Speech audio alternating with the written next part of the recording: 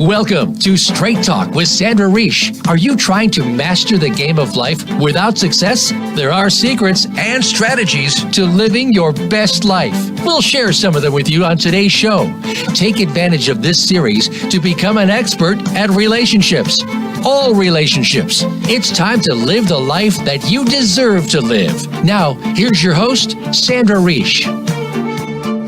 Welcome to Straight Talk with Sandra Reish, a show that teaches you about living your best life. So when you do a radio show, you're always thinking what would be an interesting topic for your listeners. And today we are going to be talking about three very, very common challenges that show up in psychology offices all the time with clients, with couples, family dynamics. Over and over again, I see them in my office. And so we figured we'd give you an overview of these dangers and see if they've come into your life and see if you can get out of them. So I'll give you the psychobabble terms for them first, which is codependency, enmeshment, and collusion. Very, very psychobabble words, meaning they don't have to be, and they probably are not a part of your day-to-day language. But if you've ever listened to a romantic love song, I know I did growing up, and it would say things like, I can't live if living is without you. I remember one of my favorite songs, I used to work karaoke night in a bar, and there was a song, I don't remember the name of it, but the guy said in the song that he would give back, or he would lose 10 years of his life if he could just have her back again. And I am totally a romantic girl, so I grew up with these, and I really felt that's what love is, to feel like you're nothing without the other person. Like the movie says, you complete me. Little did I know that that way of thinking is in the field of psychology and in the field of good health. That stuff is highly, highly toxic and dangerous and dysfunctional. I'll explain to you why. Before I get into it, if you'd like to join the conversation, and I always hope you will, call us at 1-866-472-5792 if you have any questions at all on this topic. Perhaps you're in a relationship that you feel, I can't live if living is without you. And we can talk about why that could be quite dangerous. If you're not comfortable on the phone and you prefer to text, you can send a text to 1-514-796-4357.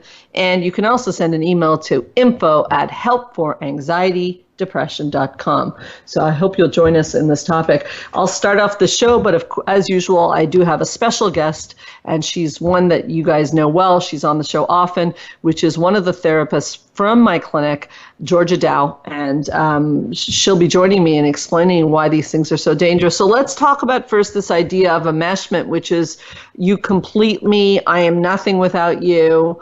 And as a romantic fantasy that we grow up, especially women, we grow up believing that this is really a good thing. The problem is that when two people fuse together to become one, which is what the romantic story talks about, in fact, it's a little bit like two trees, if you will, fusing to each other. So if you can picture two trees right now fusing together, and you imagine it with the roots and the vitamins going into the tree, what's actually happening is one tree is pulling vitamins out of the other tree. And that means that if one tree gets sick, they're both going to get sick. And that may sound romantic, but that's actually very toxic.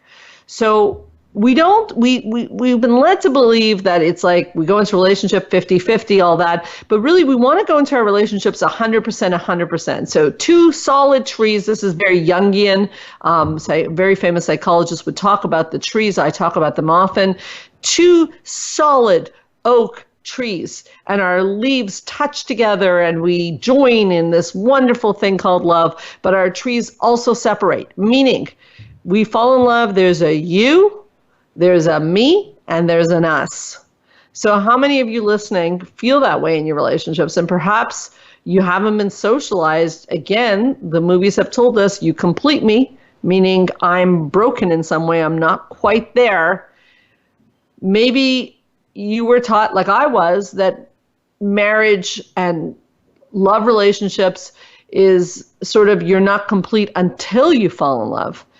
Now, the problem is, and you might be going, well, I like this way of thinking. What's the problem? The problem is when you fall in love, at first it goes very well because it's very, very romantic stuff to be fused with someone else. But we know in romantic love that there's about a 2-year shelf life where dopamine is flowing in your brain. They call it the crack cocaine of the brain, where you're just like madly in love and everything they do, you love about that person. But unfortunately, we also know that that is a time-limited system. And after 2 years, if you're lucky, you start to, instead of saying, oh my God, he finishes all my sentences because he understands me so well, you might be more likely to say, I don't know why he keeps interrupting me. So you start to get on each other's nerves, and that's okay. That's normal. Nothing wrong with that if you're in that stage. But what starts to happen is what they call the second stage of love, which can be a power struggle stage. And the reason that happens is because you are not the same person. So there is a you, a me, and an us. But in those first 2 years, we're really on that us. And our individuality gets lost, which is fine, but it does come back.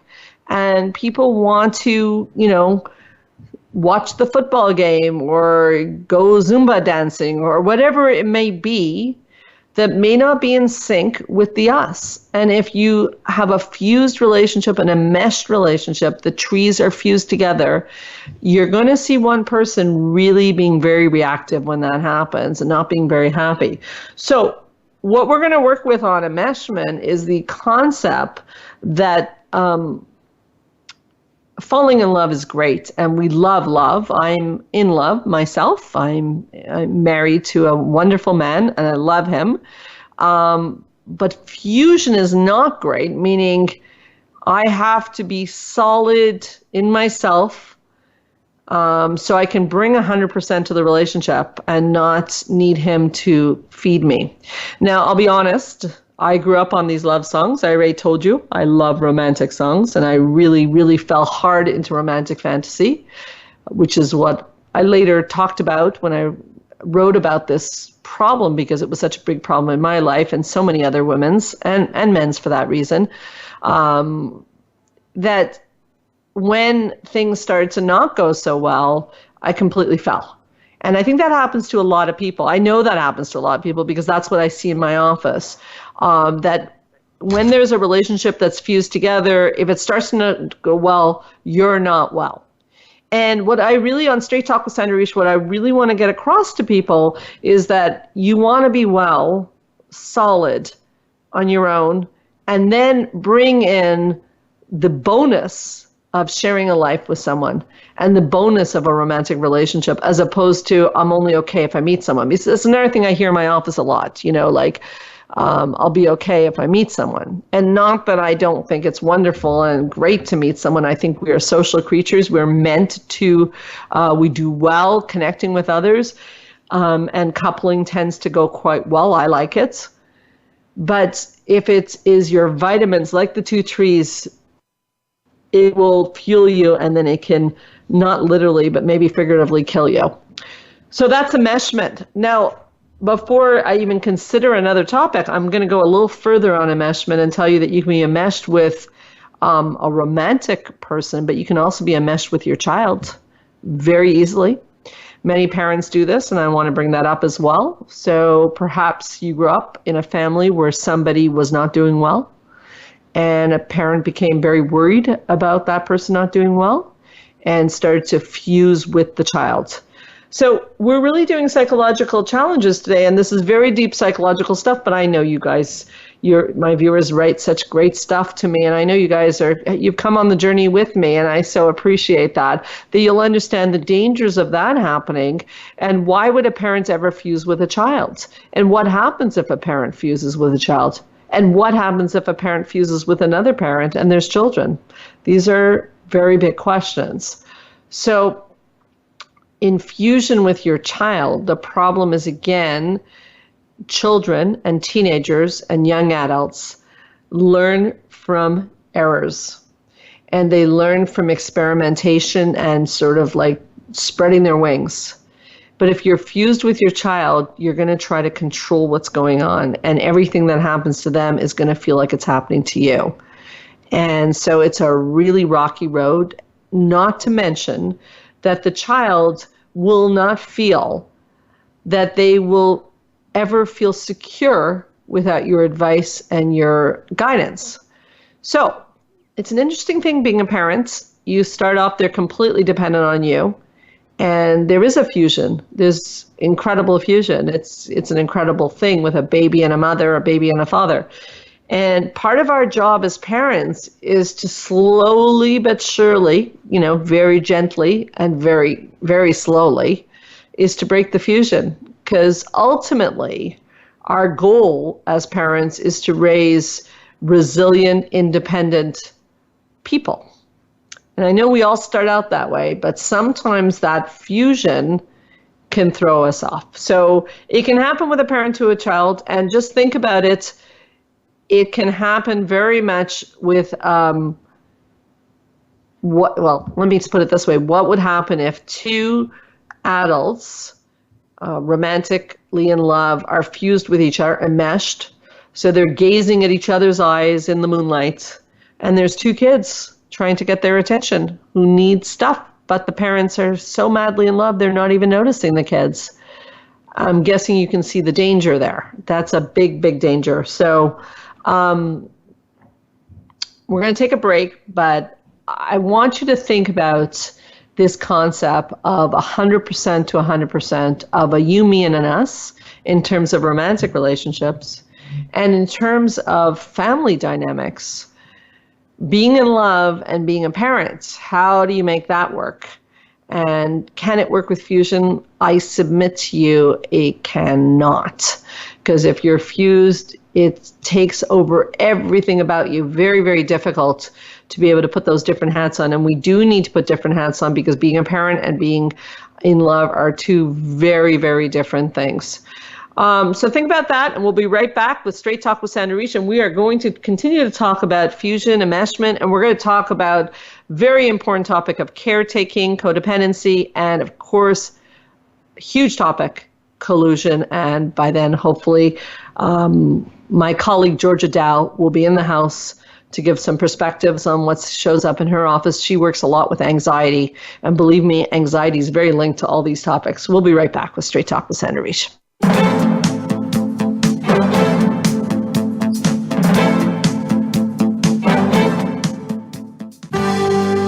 Your life, your health, your network.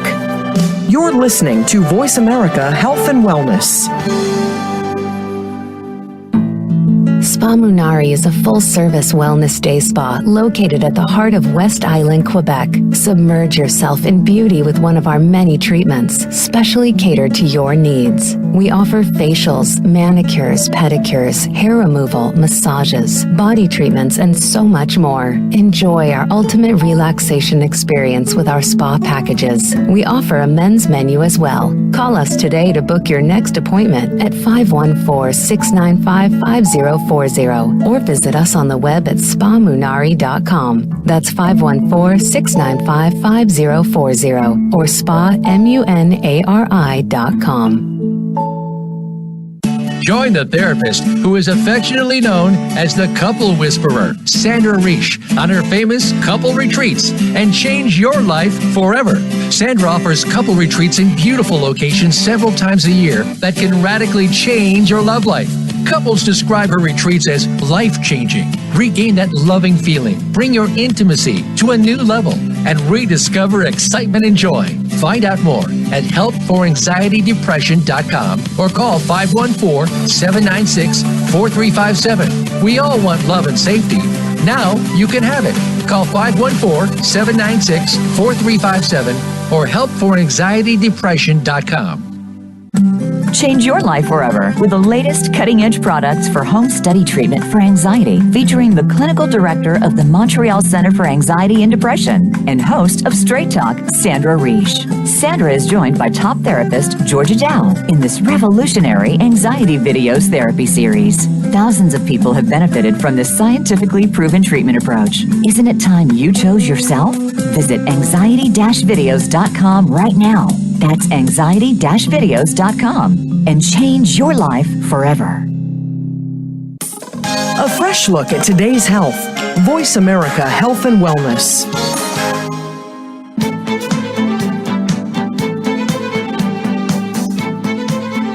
You are listening to Straight Talk with Sandra Reish. To connect with the program today, please call 1-866-472-5792. Again, that's 1-866-472-5792. You may also send an email to info@helpforanxietydepression.com. Now, back to Straight Talk. Here's Sandra Reish. So we are back on the very important topic of danger ahead, the common challenges in psychology and psychotherapy. We are talking about enmeshment, getting fused with somebody. You complete me. I can't live if living is without you. The stuff romantic movies is made of, and the stuff that ends up getting people into a lot of trouble and ending up in my office. Okay, so talked a little bit about enmeshment. We talked a little bit about how it can affect family dynamics. In this segment, my colleague Georgia Dell will jump in and give some thoughts also on how this relates to anxiety and depression, because it really does. So you imagine that if somebody completes you, or if you're completing somebody, then there's not a lot of roots and strength or a sense of resiliency, a very important word in psychology, a sense that you can cope with life's difficulties. So let me just say a bit about resiliency. So I often say this, so you may, if you follow this show, you may have heard it before, that if there's one gift you can give your children, it's not happiness, it's resiliency. Now, why do I say that? I'll tell you why. Happiness can come and go, but resiliency is a skill to be able to handle difficult situations. It's a very important skill because life does have its challenges. So we really want to arm our children, and we want to arm ourselves with resiliency.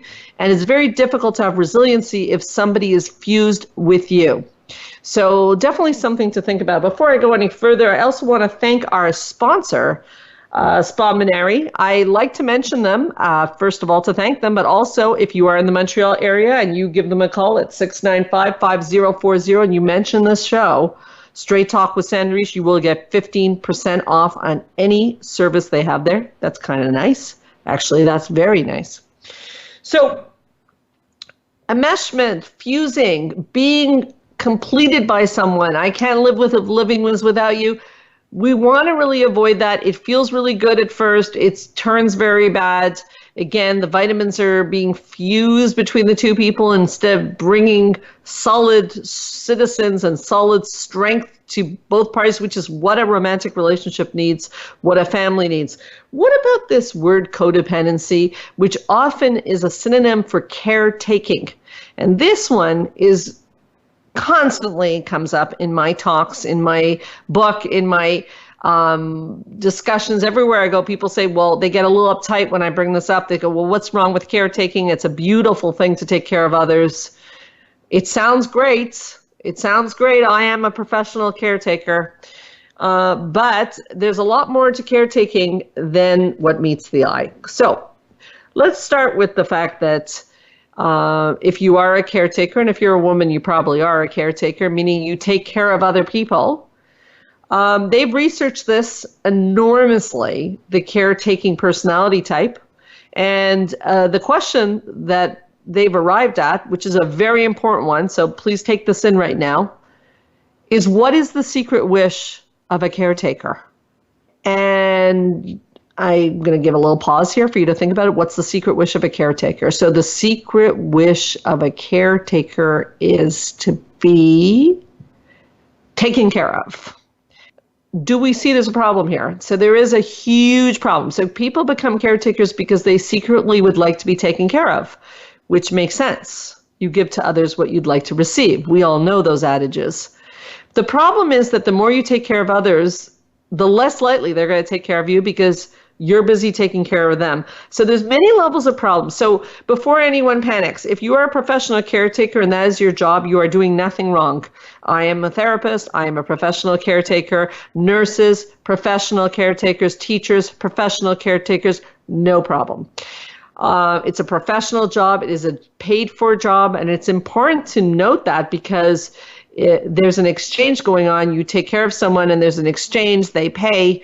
Or your job pays or whatever. But the problem is when we start to do it in our personal life, we take care of others, we take care of others, we take care of others. Unfortunately, it draws a lot of needy people into our lives. And although it feels really good to take care of people, I'm going to burst that bubble a little bit by saying that part of the payoff of caretaking is one, you don't look at your own life and your own issues. And two, caretaking and codependency in psychology, we use it as a synonym for control. So we're also controlling people when we're caretaking people. So again, very provocative stuff. I do realize that. It goes with the enmeshment discussion as well, because as long as we're taking care of others, we start to sort of feel good about ourselves because we're taking care of others. We're very nice people. We're taking care of others. We're feeding possible enabling. Those of you listening who have fallen into caretaking probably can relate to this. When you take care of others, people start to get quite used to that and sort of may even expect you to take care of them. And when you stop doing it, or if you take some time for yourself, they may even get angry at you. And you're like, how could someone get angry at me when I was doing such a nice deed? Because this is where the expression no good deed goes unpunished, is that actually the relationship has started to become dysfunctional because relationships, and this is a very important part of this segment, and I believe Georgia's just arrived, and it's going to be a great place for her to jump in, is that a very big part of a relationship is an exchange. Okay, we're not talking about mothers or parents and children. We're talking about adults. And in an adult relationship, there has to be, for its relationship to stay healthy and functional, there has to be a give and take. And I know sometimes that's not very popular to think about things like that, but that's actually true. And the timing couldn't be better because, as I said, Georgia will be here any minute. And Georgia, you just walked into hearing an adult. Welcome back to the show, first of all. Happy you're here. Thank you. You were busy with clients. That's why you were not with us. Yes. Okay. I had to do a lot of talking myself. I was getting very bored with my voice. Georgia's here. Don't worry. I'm saying it half to myself. But, I said I'm going to tie you into these topics and how they even relate to anxiety. So right now we're on the fact that in an adult-to-adult relationship, there needs to be a give and take. Mm-hmm. Why is that? Why do you say, why am I saying that? What's wrong with me? Nothing is wrong with you. It's really important. What happens is if one person is always taking and one person is always giving, in the end, your pockets are going to be empty. You're going to feel resentment, and if not, you might even feel passive aggressive. And you may think that it's okay, but after a while of doing that, it no longer becomes okay. You're asking yourself, what am I getting back from this? And it becomes really difficult if you have someone that's a caretaker. And we're talking about caretaking right now. Right. So what they get their kick from is helping others, and that makes them feel good. Yes. But that's an extrinsic relationship. You're feeling good because you've done something that is outside of yourself. And that means that you're not going to hold on to that self-esteem and feeling of good. Right. That means you have to do it again. And again. And again. And again. When you stop feeling good. And then that becomes your role. That becomes who you are as a person. And then we also have to... It's like a drug addiction. It's very much like a drug addiction. Very well said. Yeah. No, I love what you said. It's like more and more and more. You need more and more of the drug. It's like accomplishment perfectionism. It's like, I always say, to people who are into accomplishments, and type A personalities like myself and yourself are into accomplishments, but you're only as good as your last accomplishment. Yes. So you're only as good as your last caretaking act. Again, I love the extrinsic. Motivation is problematic as opposed to intrinsic. And today's show is about psychological challenges. So you're right in there with us. I know that the listeners are, they've been following this show for a while. They know this stuff. So they're with us. We've talked a little bit about enmeshment, and now I've started talking about caretaking. Enmeshment and caretaking are linked with anxiety, aren't they? Yes, they are. How so, Miss Anxiety Expert? Well, let's talk about that enmeshed thing. And I deal with a lot of, you dealt with it today. We deal with a lot of enmeshed relationships where one person cannot exist with someone else. Right. And one person Isn't feels... that romantic? It seems romantic. It does. It really does seem romantic on the surface, but in the end, it's actually more manipulative and nefarious, because what happens is one person gets off of being needed because they feel like they have to be needed, and the other person doesn't feel like they can exist without the other.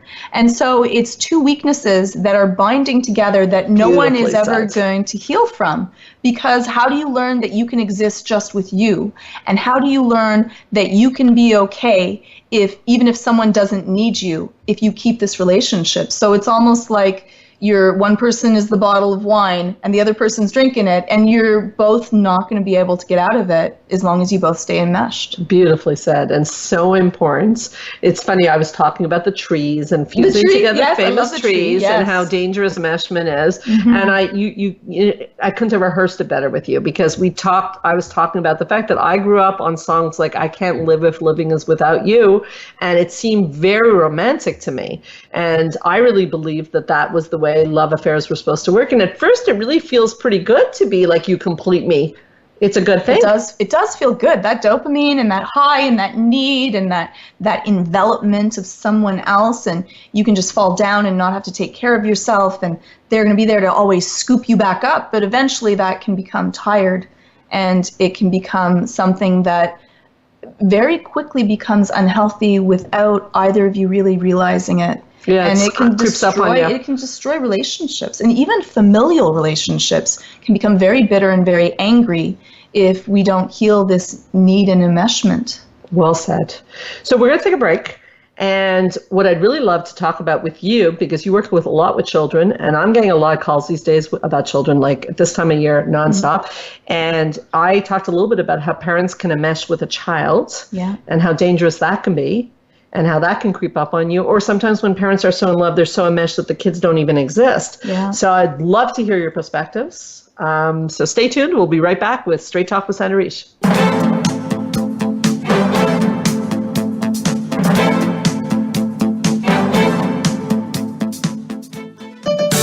Your life, your health, your network. You're listening to Voice America Health and Wellness.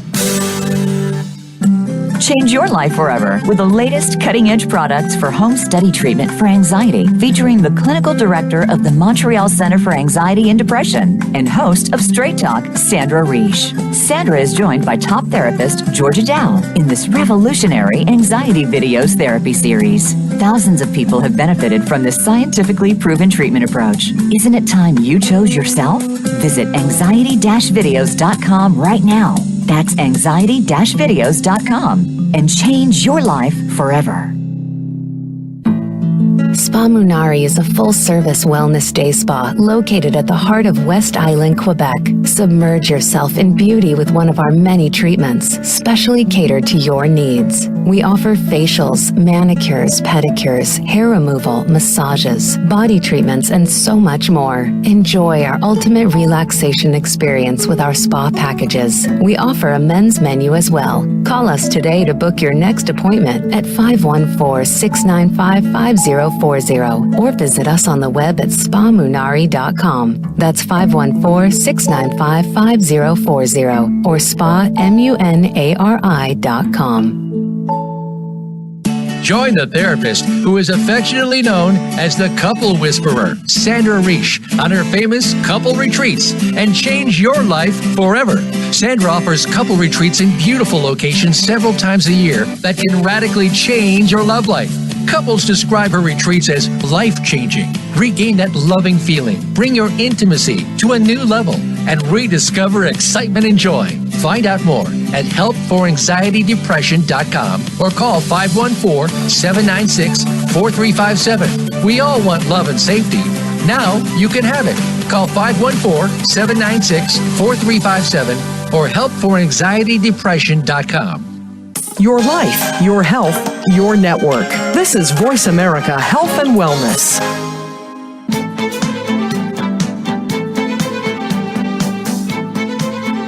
You are listening to Straight Talk with Sandra Reish. To connect with the program today, please call 1-866-472-5792. Again, that's 1-866-472-5792. You may also send an email to info@helpforanxietydepression.com. Now, back to Straight Talk. Here's Sandra Reish. So I'm here talking on Straight Talk with Sandra Reish with top psychotherapist Georgia Dow. Friend, colleague, someone I respect enormously, and I'm so glad she's here. Not only do I get tired of hearing my own voice, but also I think that your work, we both do a lot of work with couples. We both do a lot of work with families. Enmeshment, I wanted to do this show. I'm looking for always for topics. I wanted to talk about enmeshment, caretaking, and collusion. Pretty not mainstream conversation on the radio usually, but I think people need to understand these terms, not to start talking psychobabble, but to understand these dangers. I think the show's called Danger Ahead, because I think these are really dangerous things. And I'm really curious to pick your brain, Georgia. As I said, first of all, how it affects kids. I want to talk about enmeshment, if you're enmeshing with your kid or if you're enmeshing with your partner, neglecting the kid. So let's start with that. What happens if I'm enmeshing with my child? My child is in trouble. They have anxiety. They're having difficulty. And so I stop really focusing on my marriage or my work because that's my child's, Georgia. Yeah. I don't see a problem. And of course I'm playing. Yes.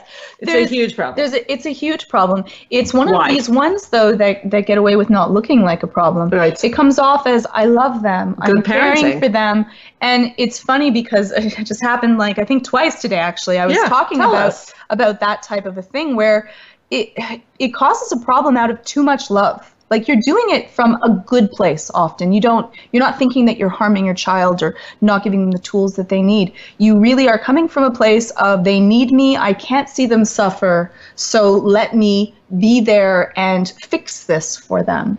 But the problem with, if you are enmeshing with your child and they have, say, anxiety, is that they end up becoming dependent upon you, which causes them to then not be able to be dependent upon themselves, which makes them need you, which makes then their anxiety become worse because you are their soothing technique and they are not their own soothing technique. Say that again. Say it. That you are their soothing technique and then they don't know how to self-soothe themselves. That's good. That's good. And their self-esteem starts to drop. And then they learn that they feel that the world is a more dangerous place because they can't cope in it.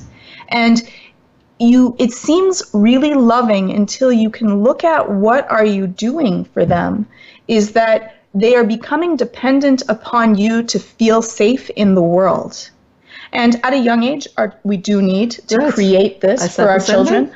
But then we need to teach them how to cope in the world. Our job is not to protect them from everything, but is to prepare them for the world so that they feel safe and that they know they can depend on themselves.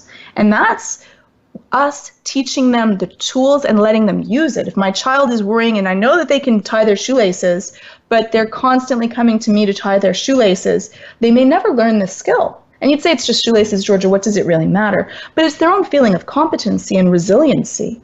And you need to give that to children so that they feel good. In the end, anxiety is them not feeling safe. You want them to feel safe even when you're not there. Because if not, what happens when you have to go away or you become sick? You end up with a child that feels broken without you, and you don't want to have you be the person that makes them feel whole. They have to be able to be whole on their own, and that's even in a relationship. And it seems great that what you said before, you complete me and I'm not whole without this person, but that's unhealthy.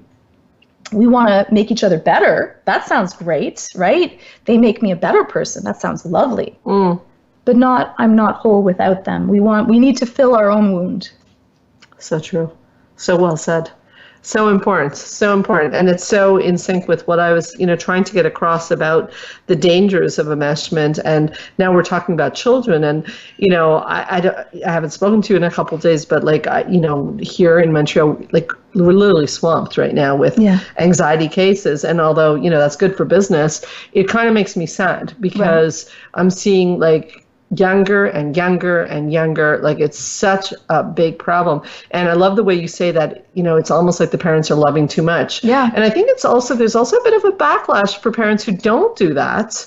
that they're not loving enough. Oh, that's a very good point. Yes, Yeah. that's true. Now, why do you think that we see younger and younger kids? I think that my personal opinion has always been that I think that generationally, we always try to do opposite of the previous generation. And I think many of us grew up with authoritarian parents. And so now we sort of feel like, okay, we don't want to do that. Yeah. So we, either we do laissez-faire parenting, anything goes, which also produces a lot of anxiety, or we do That's something very called true. helicoptering parenting, where we're, circling around the child and trying to anticipate their every need. Now, why would that be bad? Because I'm assuming from you saying the helicoptering is bad, why would be us making sure that they never hurt and they never feel bad and they never get damaged? Why would that not be a bad thing? Isn't that a good parenting thing? Right. Well, it sounds good, right? Because I love my child and I don't want my children to ever be hurt. But the problem is that, as I talked about before you got here, is the concept of resiliency, is that life will hurt your children. Life does hurt. Let's have like a line about life. Life does hurt. And so your children need to have the skills to be able to deal with difficult situations. I don't know about your life. We've been friends a long time, and maybe that's a little personal thing I'll put in here, is that, there's been a lot of twists and turns in your life. There's been a lot of twists and turns in my life. This year in particular, we both had a lot of twists and turns. I think that if I don't have the skill set to deal with difficult situations, if a parent had always rescued me, what would happen if I didn't have a parent now to rescue me? That'd be very anxiety provoking. So the antidote to anxiety is really resiliency. When you think about it, it's a coping skill, right? Yeah. But what do I do? So say that I'm a parent. I can look back and say, oh no, maybe I've been that helicopter parent and being too much. And I'm, constantly there to pick them up before they fall, and if they forget something, I'm always there to do it. I'm carrying their school bag, and when someone bullies them, I'm the one that intervenes in there. Now, what do? I just leave them and let them throw them out to the wolves, and then let them just fend for themselves, just playing devil's advocate? So what do I do with this? Well, I think that's the extreme that I talked about generationally. I think we have to be careful about that, because we do see parents and that's where I was talking about husbands and wives who enmesh and don't watch their kids at all. Mm-hmm. And I think that's also very dangerous. I personally like to think of it as a parenting hat. So my job is to, think about a hot stove. You tell your child, don't touch the hot stove. It's a good thing to teach your child not to touch a hot stove. You may have teach it a few times, and if your child wants to keep going, and this is going to be really controversial, so get ready for it. But at a certain point, as my helicopter parenting has to go to, you know what? She'll learn. It's a funny that you say that story, because I actually have that story. Really? So my little one, when he was 4, or maybe he was 5, but I think he was around 4 years old, he wanted to use the toaster oven. And I said, yeah, he can use the toaster oven. And so it opens up and you put the toast in and then you can pull the toast out. And my husband said, yeah, but he could get burnt on the toaster oven. And I said, well, he'll get burnt once and he'll learn to not touch. I did tell him beforehand. I wasn't just throwing him out to the wolves and letting him figure out, don't do that. But I showed him how. And then after I'm not sure if he's ever actually gotten burnt to it. I'm not sure. But I said, he'll learn. He'll learn by doing it. Some things have their own consequence. If you don't know that something's hot because you've never tried, like probably all of us have touched something that was hot when we shouldn't have. Done that right when my dad said don't. That's why I did it. Little oppositional. Little oppositional. So I touched it. Yeah. My thumb blew up and I couldn't suck my thumb anymore because it was too big. It was a sad day. Oh, that does sound really rough. It was a sad day. It really, I really learned my lesson from it. But I learned my lesson. Next time someone said don't touch that, I did think twice. Well, I think you just said the key word is learning. Yes. Oh, I like that. Yes, we learn through behavioral approximations. Now, do we learn, though, mostly more from mistakes or more from successes? Mistakes.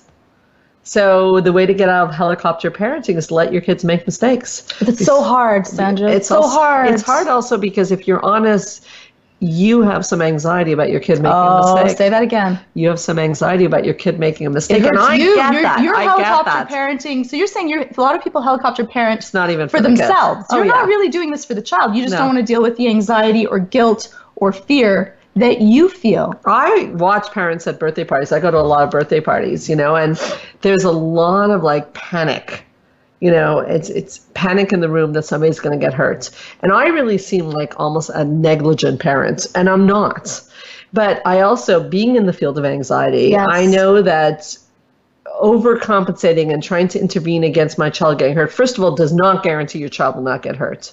But it almost guarantees that your child will become hypervigilant. What's hypervigilance, Georgia? What does that Oh my mean? goodness, anxiety. Yeah. It's anxiety. It's you being too aware, and I see more children at a very young age Very that are young. like little mums. They cannot let a sibling go anywhere, or they're listening to that, or they're parenting their parents. Did you lock that? What about this here? And you're not, think about not being able to ever be carefree. Which You're is what childhood's supposed to be. Supposed to be, but it's becoming less and less that. And it might be schoolwork. We spend so much time trying to give them the perfect childhood of they have to do 2 instruments and 3 sports and giving here, and then they have to do their language skills and they have to do that they don't get time to be bored or play or just do nothing. I have a question for you. You know, what do you do when it's family? You know, I have amazing in-laws. Like, I have a wonderful, loving family around me, and I'm very grateful for that. And they see my kids at the holidays, and in really good, caring ways that I hear them say about every 2 sentences, be careful, be careful, be careful. And, you know, I don't want my kids to be that careful, but they're really just trying to be very careful. Yes. Yes. What do you It's do? funny. I'm not alone in this, I'm sure. No. It's funny because my parents would always say, you know, be careful, watch them. And I'm like, you guys let me just bike out. And I'd come home after dark. Like, I was like going places I should not be going. And you guys didn't care. And now you're like, don't let them outside of your sight. I'm like, this seems a little bit like, did you just not care about me maybe? I'm like, maybe you were hoping I get lost. And it's kind of interesting. I don't usually correct that type of behavior. I don't know if you do. I just, I tell my kids after, don't even overstress it. Or when my father-in-law is loud or being like, the way that he compliments is by insulting people. And so I talk to them about it so they understand that this is just what no does. And when he's like, hey, stupid, come over here, he like, don't use that. But that's the way that he shows love, because in Italian homes, you know, they weren't able to show affection that way. So they say, you know, hey, why are you so, like, all those types of things. And he speaks loudly, but he just means it in affection. So I try to let them understand where it comes from, but I don't usually direct to the person. But I think it's important that you explain to the child, because I don't have any frustration or hostility towards my in-laws about it. I think they're just naturally very careful people. Yeah. But I don't want my kids to be like, be careful. Like you said, I want kids to be carefree. But I would change it how much they saw them. So for my father-in-law, it's going to be once in a while. It's for a certain period of time. If my parent was like watching over my child, and they were doing that a lot, it might be a different conversation where I'd say it's worthwhile now because they're going to be parenting your child. So what do you say to people in your office when they're saying be careful with their kids? What do you tell them they should be saying? Make a mistake, especially if they're type A. Make a mistake, fail, do something wrong, so sit back. learn. Sit back. Let Before them we go try to commercial, stuff. Yeah. How does an anxious parent learn to sit back? Oh, that's hard because you have to give up control, right? And what do you always say about control? It's an illusion. Yes. Oh God, I got a little scared there. Am I going to get the right answer? But control is an illusion. Yes, it is. So you want to give it up and let them Meaning that you could be so careful and your kid could still, something terrible, God they forbid, still could happen. could, and you want them to, again, anxiety sucks away happiness, so at least let them enjoy and they'll learn from it, because we've found that being hypervigilant and careful does not actually lead to less accidents or less danger. Probably leads to more. Very nice. Very nice. So we're going to take a break, but we're coming back with the doozy, collusion. It's a hard one. So we're going to take a break and think about how we're going to explain this, because collusion is very subtle, but yet very problematic and messes up families. We'll be right back with Straight Talk with Sandra Reish.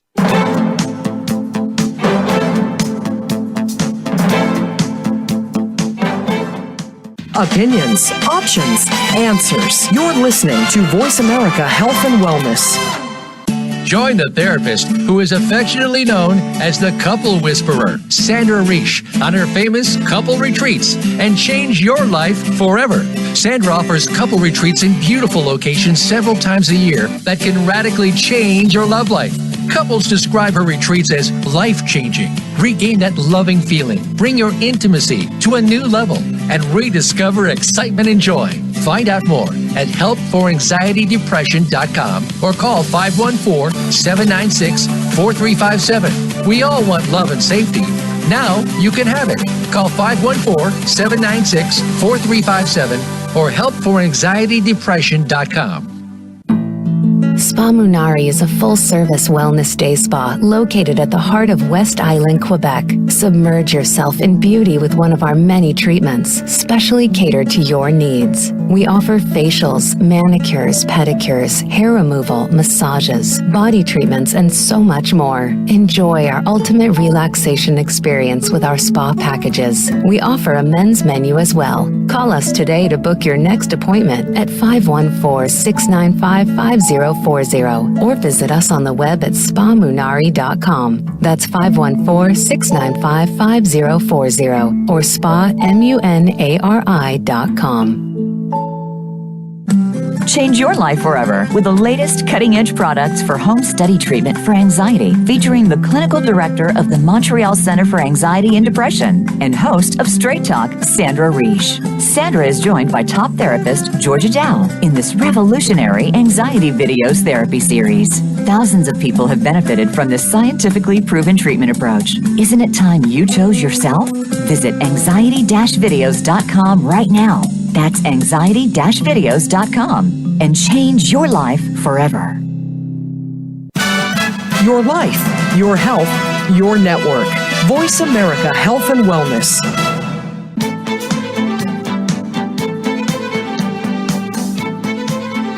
You are listening to Straight Talk with Sandra Reish. To connect with the program today, please call 1-866-472-5792. Again, that's 1-866-472-5792. You may also send an email to info@helpforanxietydepression.com. Now, back to Straight Talk. Here's Sandra Reish.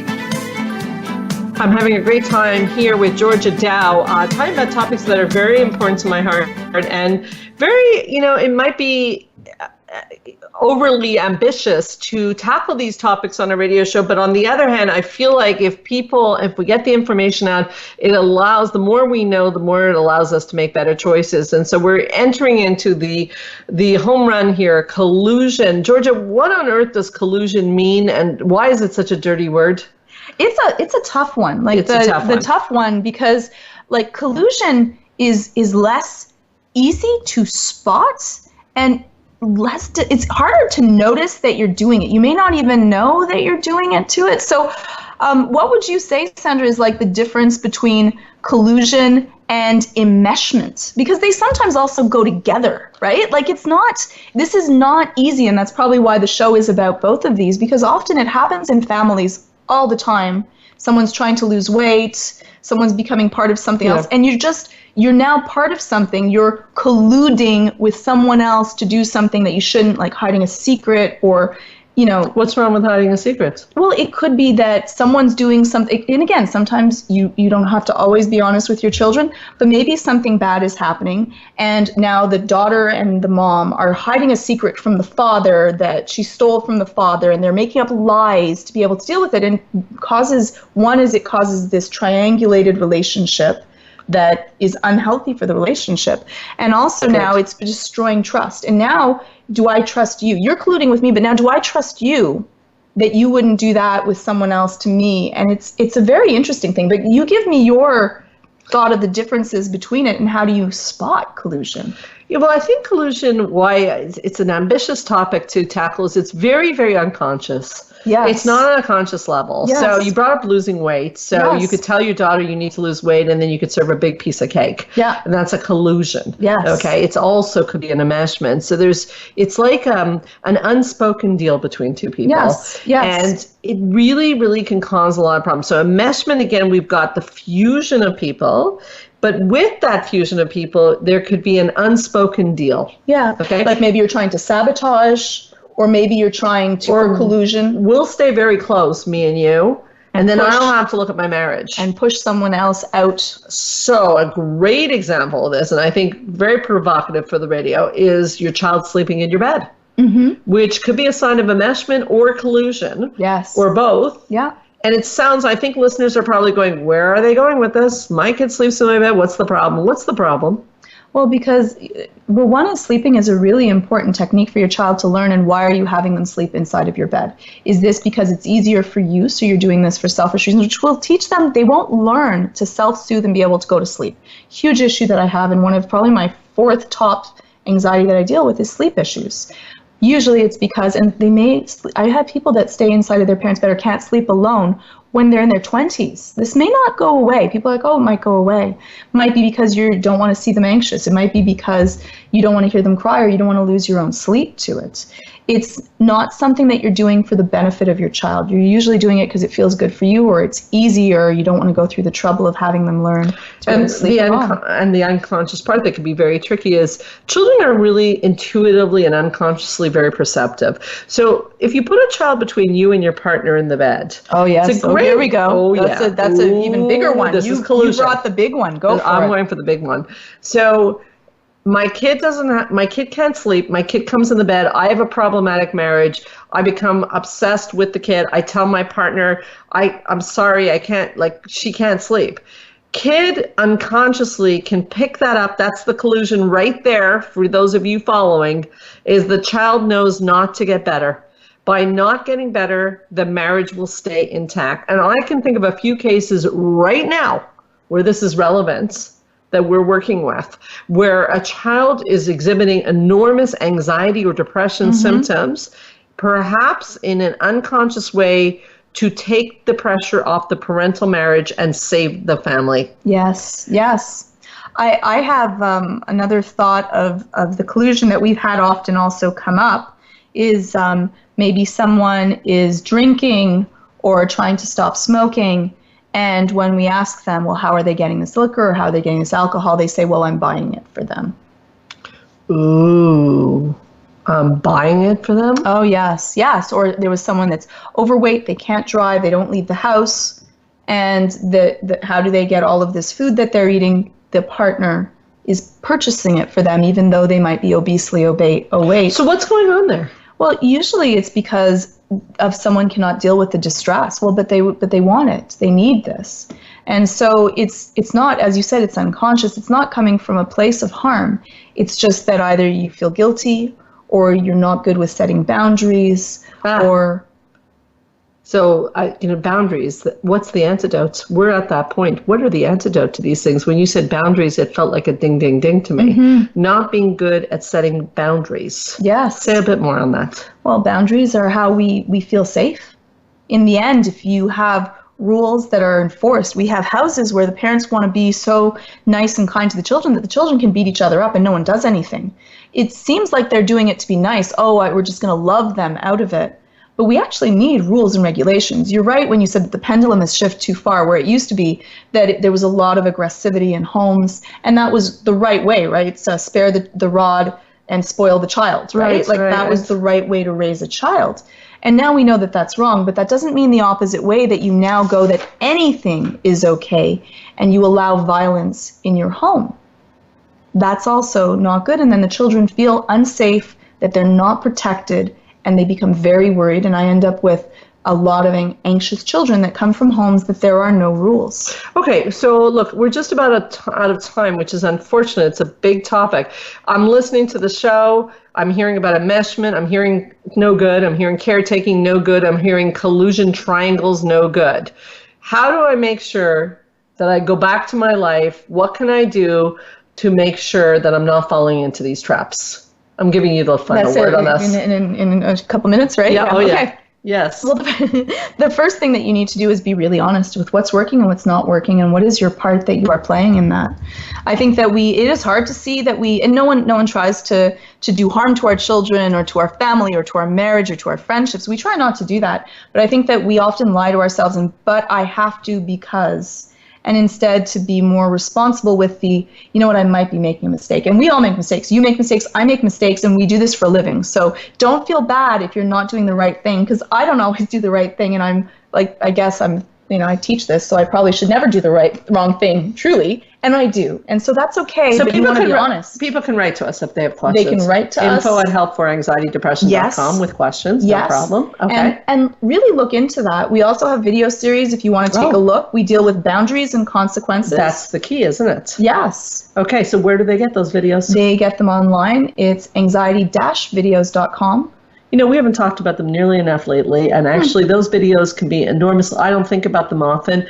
And this is not a sales tactic. This is true, is that you need to learn good boundaries and consequences. We also have a beautiful parenting video That's true. We have a parenting video, yeah. And I don't know about you, but I didn't get a guidebook on how to be a parent. You don't. And it's hard. Sometimes you have to learn it really through psychoeducation. So, Georgia, thank you so much for coming by to talk about this. It is always like the time just flies when you get here. Until you get here, that's a different story, but it was wonderful to have you.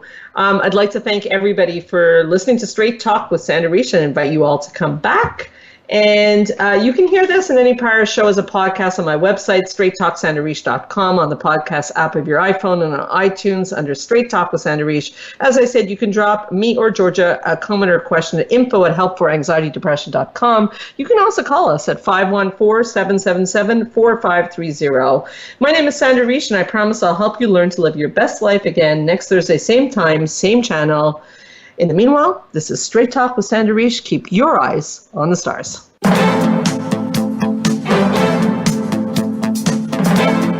Thank you for listening to Straight Talk with Sandra Reisch. We hope you've enjoyed today's show, and we'll tune in again next Thursday at 3 p.m. Pacific Time, 6 p.m. Eastern Time on the Voice America Health and Wellness Channel. Now, go live your best life.